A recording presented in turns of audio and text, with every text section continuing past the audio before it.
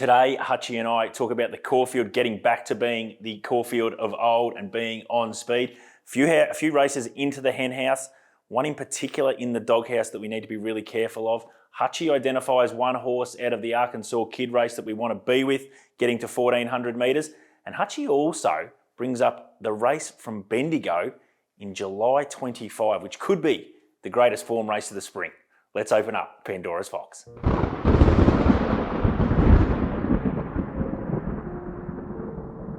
Hello and welcome to Pandora's Fox. My name is Julian Valens, joined as always by Clint Hutchison. How was the week, Hutch? The weekend was pretty good. Yeah. Few little results, which was nice given the disaster that occurred the week before. And no, I got through it okay. What about yourself? No, let's not talk about it. I'll just say that I ended up in Sydney and went with a few mates and enjoyed yourself. Yeah, we did. And one of the mates now is carrying some ink that I don't think he's overly happy about Saturday night at the Cross. Is it ever a good idea? Well, I don't know, but to Drew out there, good luck to you and good luck to hiding that from your family as well that you're trying to do as well, which is even going to be better. All right, let's get into the track intel, Hutch.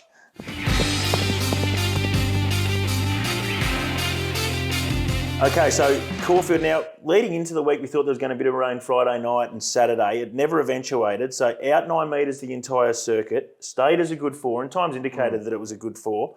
I thought it raced really well, but you have some sort of just other, probably more deeper diver info that you want to add, because I think it's important. Yeah, I think it was on pace. I mean, when you do these tracks, we can all identify rail, hard, or, on speed, all those types of things, but this was an on-pace track, so without getting too technical, there's a sort of longitude and latitude aspect of it. Not too many came from a long way back, first through fifth at the 600 metre mark. Nothing further back than about 3.5 lengths, and that was actually Gentleman Roy who sat in second. Yeah.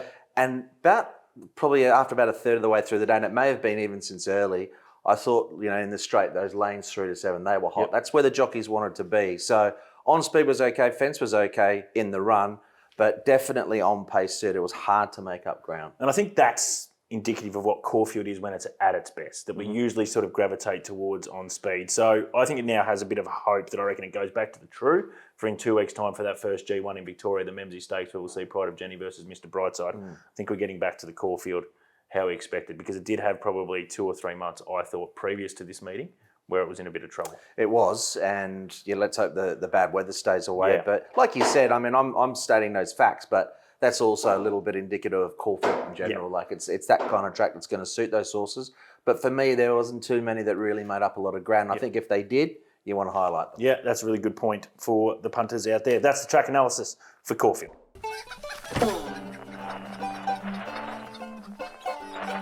All right, now, Hutch, let's have a look at the Hen House.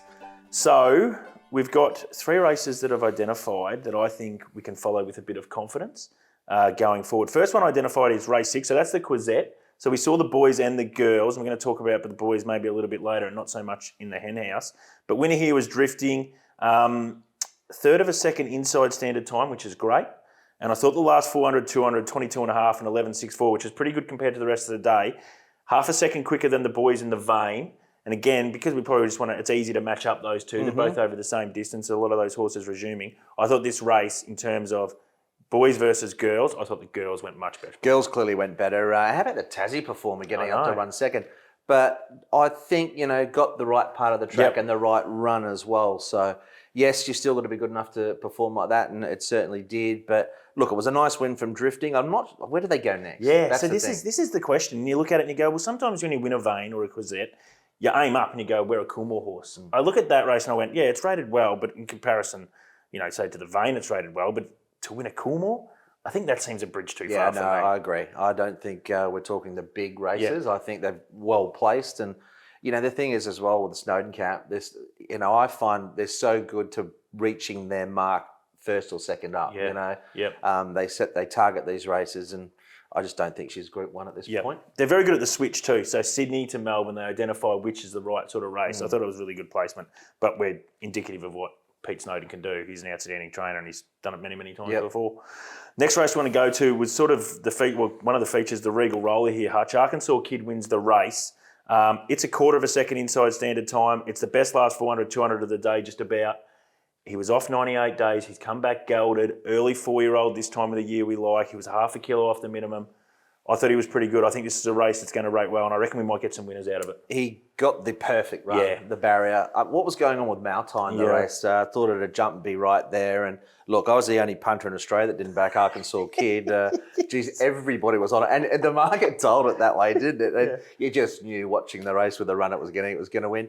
The race has gone all right. Once again, where do they go with Arkansaw Kid? Yeah, and I think I'm going to bring that up actually when we get to the futures a bit later in the show, Hutch. I'm going to ask, is there a race in Arkansaw Kid from a G1 perspective? So just keep your powder dry on that. Because you're right.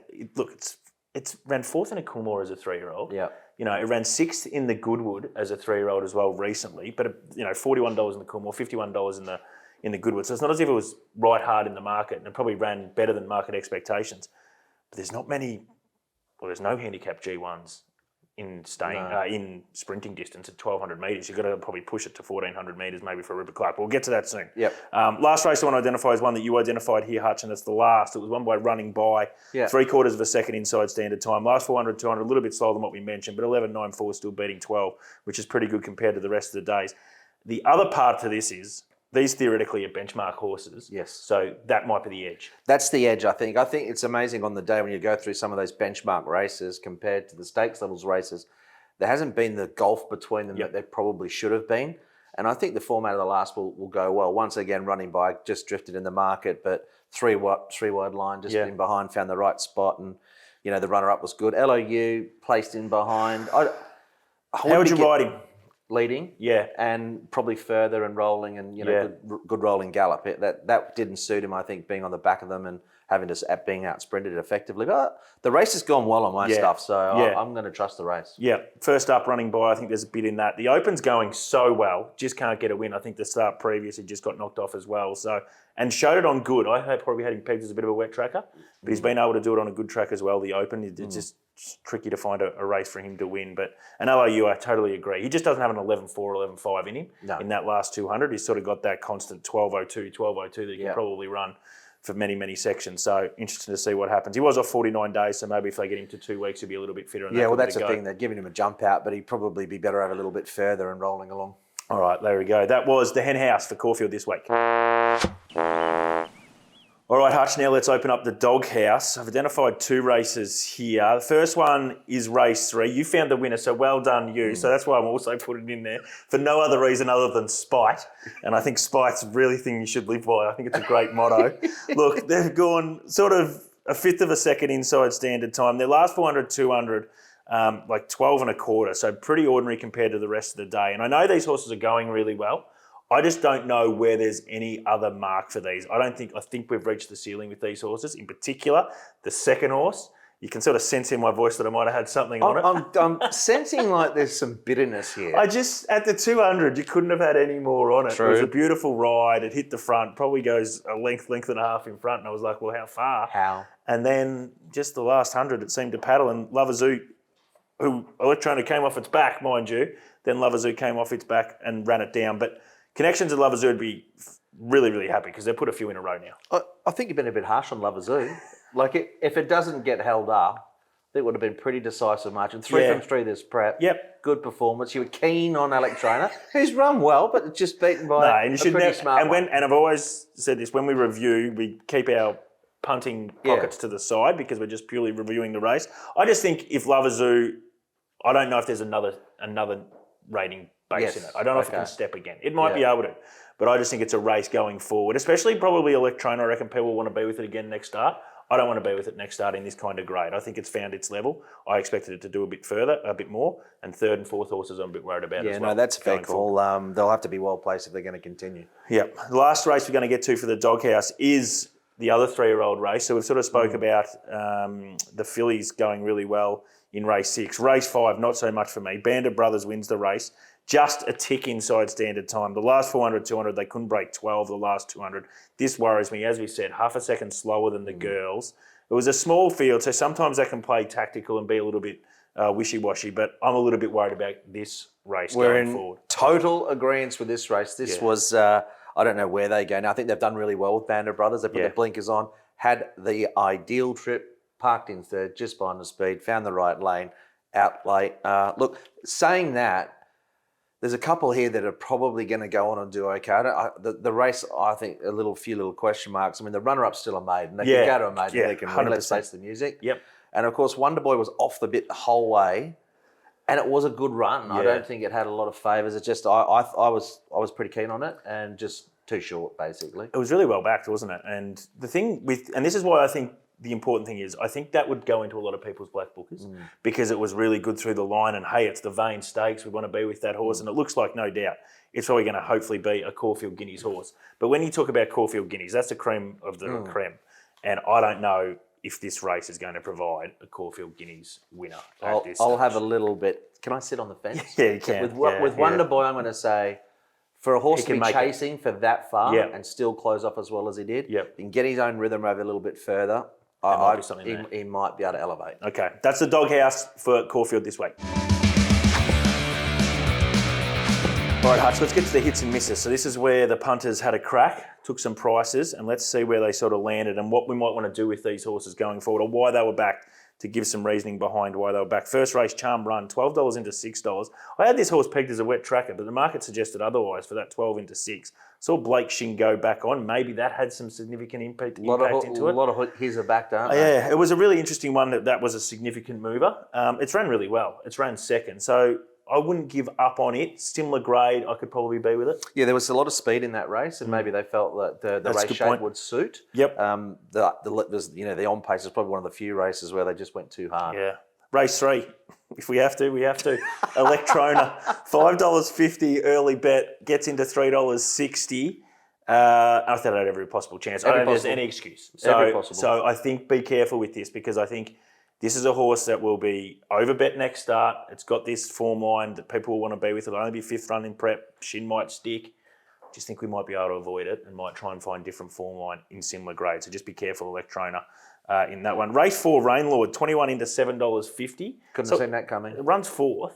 I think purely off the fact Zara went on, big jockey change. And the second part to it also is, I think it's a dry tracker. So it came down again, the golden switch from that Snowden camp down to a wet track to a dry track here.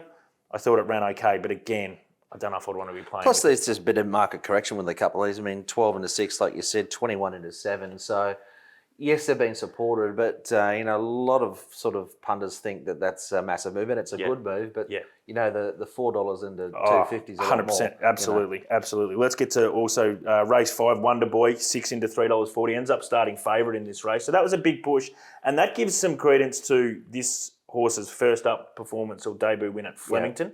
So that, I think, is really positive. And as you talk about, if you want to lean into this horse a little bit and give him a bit of a second chance or a chance to continue to improve, you love them when they're backed first up in a good race that the market has suggested that it's got some ability. Yeah, for me, he's going to need further. I wasn't sure what his right distance would be, but there were some positive parts for him. Yep. Race 7, Arkansaw Kid. They had Biff's Almanac here. Hutch, $4.40 into $2.40. As you said, got the perfect run and delivered. Too good. It was the best watch of the day for every punter in Australia. Not me, of course, like I said, but everybody else was just like, how far?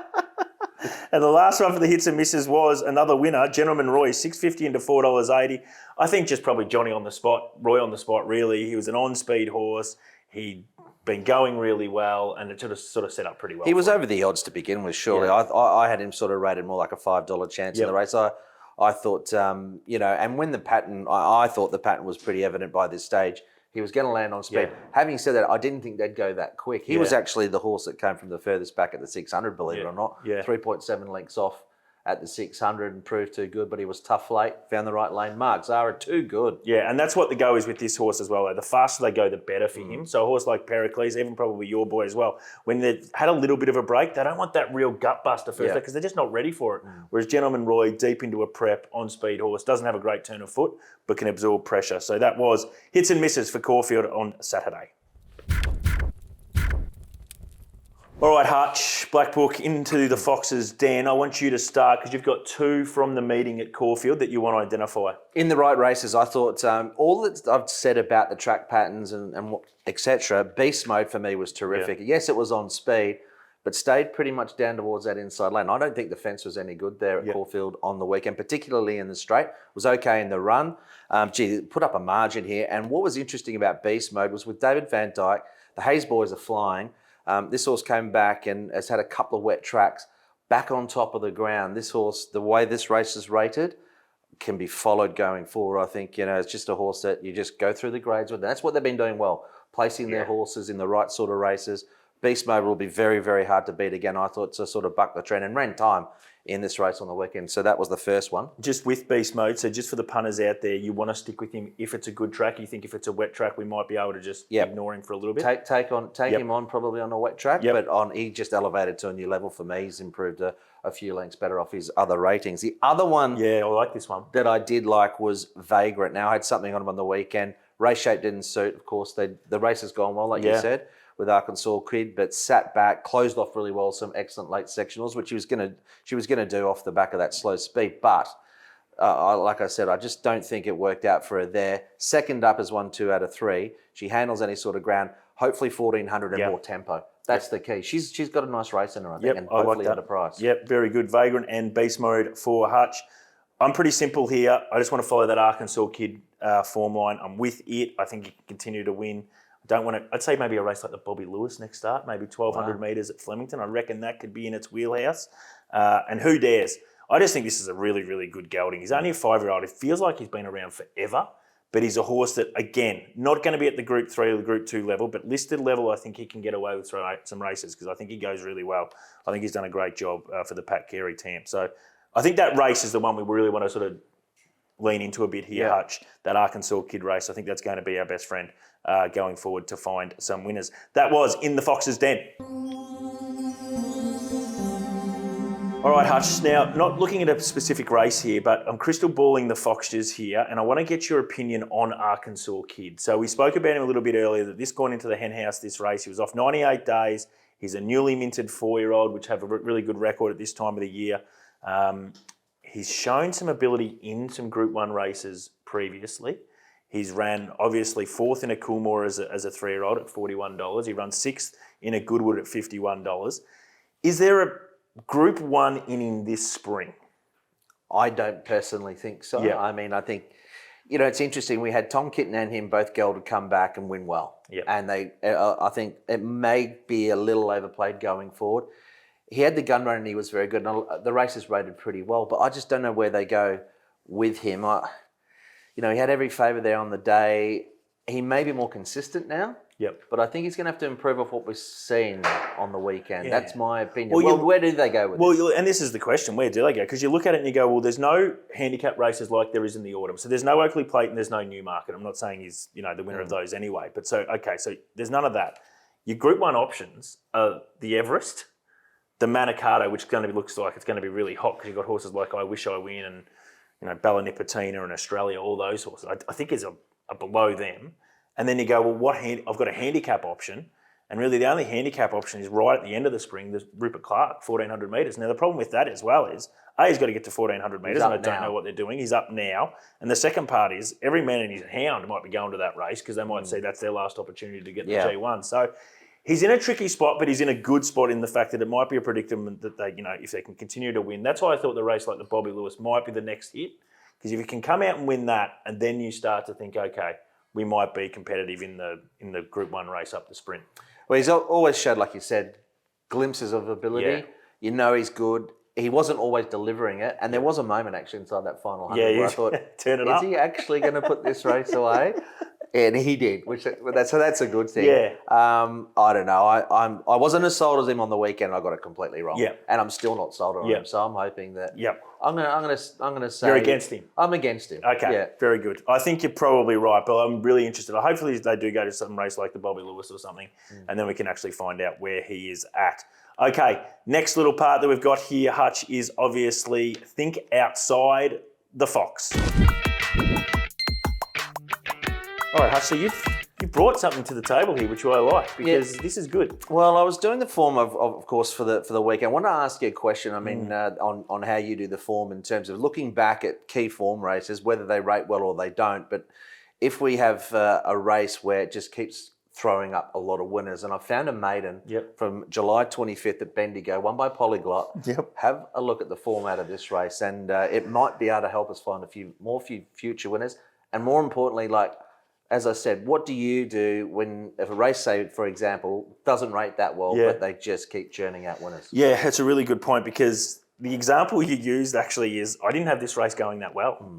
The way I do the rating, I sort of had it 3.5, which is not very high. I mean, it's good above the average, but not to be seeing what it's winning. So when a couple of these horses were being well backed, I went back and revisited the race and actually gave it a little bit extra. So now I've got it rating 6. And I think that's important for punters to understand as well. So going to get it wrong all the time, many times, but you've got to actually, swallow that pill that you did get it wrong and understand, okay, I've got to re-rate this because I'm leaving some money on the table if I don't.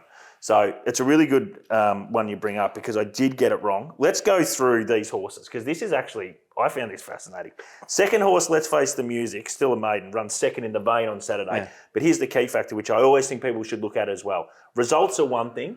What's the market doing with these horses? It's 5 into $4.40 on Saturday in a stakes race. Outrageous. Third horse, Tough Guy. He runs second at Geelong, but what's the market do? $3.20 into $2.80. That's a big tick as well. Fourth horse, Salsa Fallow. It comes out and wins at Ballarat, $8 into $4.80, collects. Fifth horse, Giddy Up Warrior, goes to Sandown, solid $2.70 favourite, runs second, and for all the money, trying to look the winner. Absolutely. What do we got? Sixth horse, it's been gone straight to the paddock, so don't worry about it. Seventh horse, Twin Engine, Ballarat Synthetic, first, $2.40 into $1.95, my friend. So again, back. So it's just telling us all the way through this, you've got to keep following this race wherever you see these horses. Eighth horse, Peridot Star, Pakenham Synthetic, 9 into $8. It wins as well. Ninth horse, Anchor Down.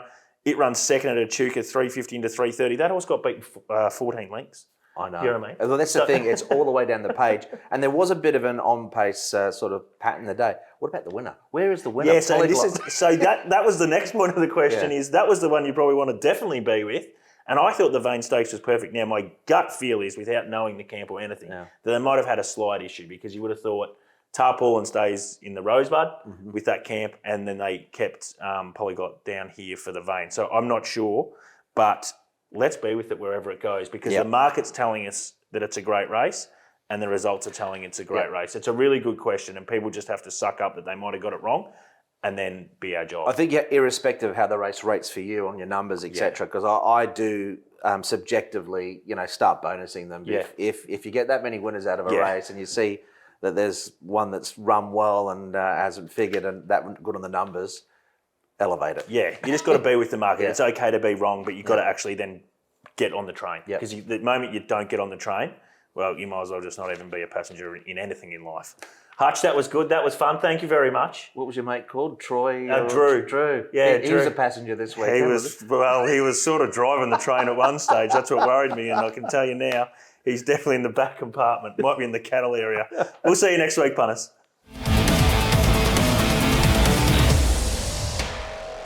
Thanks for watching. Don't forget, like and subscribe.